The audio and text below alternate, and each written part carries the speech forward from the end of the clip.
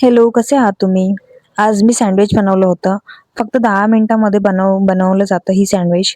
तर आज काही स्पेशल तसं काहीच नव्हतं, पण खायची इच्छा झाली होती, म्हणून मी सँडविच बनवलं. सिंपल अशी रेसिपी आहे सँडविचची आणि मी जे काही ट्राय करत आहे ना सँडविच, ते माझ्या नणंदची मुलगी आहे, तिने मला रेसिपी सांगितली. ती जे टाक म्हणत आहे, त्यामध्येच मी ॲड केलं आहे. कारण तिला ते खायचं होतं आणि तिच्यासोबत आम्हाला सुद्धा. घरी ज्या वस्तू आहेत त्यामध्येच आपण सँडविच करूया.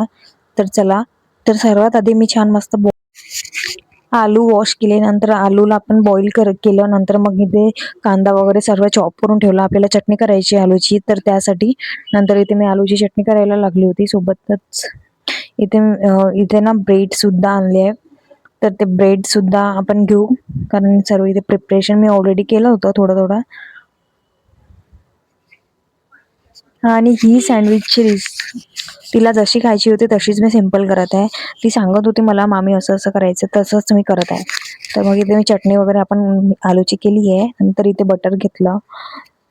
तुमच्याकडे जे अवेलेबल असेल ते तुम्ही टाकू शकता. तूप असेल तूप घेऊ शकता. बटर, तर मला बटर पाहिजे तर मी बटर लावला. नंतर मग इथे ते ग्रीन चटणी आहे. ग्रीन चटणी लावायची. नंतर त्याच्यामध्ये आम्ही